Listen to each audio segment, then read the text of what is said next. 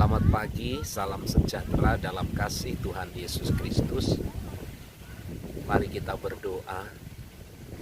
Pujian, hormat, syukur kami naikkan kepada Tuhan, kepada Allah yang telah mengaruniakan segala berkat kepada kami, kepada Allah yang telah menopang dan melawat kami sampai kepada pagi hari ini.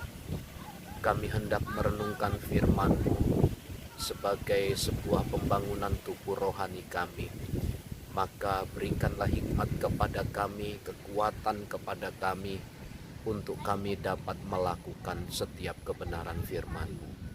Di dalam nama Tuhan Yesus. Amin. Mazmur 34 ayat yang pertama. Dari Daud, pada waktu ia pura-pura tidak waras pikirannya di depan Abimelek, sehingga ia diusir lalu pergi. Aku hendak memuji Tuhan pada segala waktu, puji-pujian kepadanya tetap di dalam mulutku. Setiap hari, setiap waktu, dalam kondisi-kondisi tertentu, Tuhan izinkan kita mengalami sebuah pengalaman-pengalaman baru di dalam dunia ini. Ada kalanya kesulitan membawa kita kepada sebuah pengalaman hidup baru. Demikian dengan berkat-berkat yang diberikan kepada kita, kita punya pengalaman-pengalaman baru pada saat kita ada di dalam berkat itu. Daud pada akhirnya dalam pasal 34 ini menyatakan bahwa dia punya pengalaman bersama dengan Tuhan pada waktu dia berhadapan dengan musuhnya, berhadapan dengan orang-orang yang berusaha membunuhnya.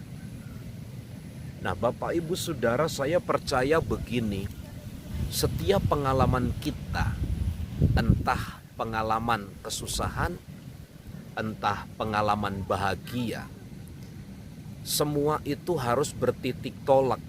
Semua itu harus kembali kepada Tuhan. Karena apa? Setiap momen, setiap peristiwa itu artinya Allah menghendaki agar kita dapat mengenal Tuhan dengan baik. Daud mengenal Allah dalam banyak pengalaman yang sulit. Demikian tokoh yang lain seperti Musa. Musa punya pengalaman yang indah dengan Tuhan.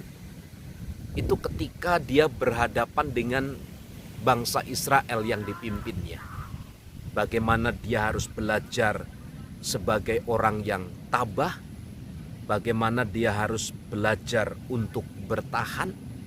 Bagaimana dia harus belajar untuk mengkedepankan yang lain ketimbang dirinya. Pengalaman-pengalaman itulah yang membuatnya menjadi dewasa, bertumbuh dengan baik. Nah, saya percaya begini, setiap momen, setiap situasi yang Tuhan percayakan kepada kita akan membawa kepada sebuah pengalaman yang indah dengan Tuhan. Kita harus sepakat dengan pernyataan pemazmur dalam ayat yang pertama ini. Aku hendak memuji Tuhan pada segala waktu, puji-pujian tetap dalam mulutku. Dalam semua pengalaman-pengalaman hidup itu harus satu kita junjung tinggi. Aku hendak memuji Tuhan pada segala waktu. Aku hendak memuji Tuhan pada segala waktu.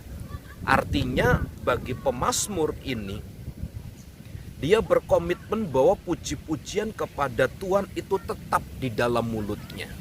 Entah pengalaman apapun. Termasuk di dalamnya keadaan suka dan duka. Pemazmur ingin tetap pujian itu keluar dari mulutnya. Apa yang keluar dari mulut kita saat kita berhadapan dengan pengalaman-pengalaman itu? Tapi satu hal yang perlu kita renungkan, aku hendak memuji Tuhan pada segala waktu.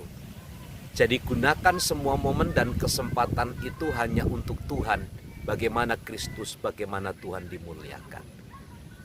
Mari beraktivitas dan tetap mempertahankan, gunakan mulut kita, hati kita untuk memuji Tuhan. Selamat pagi, selamat beraktivitas. Tuhan Yesus memberkati. Salam.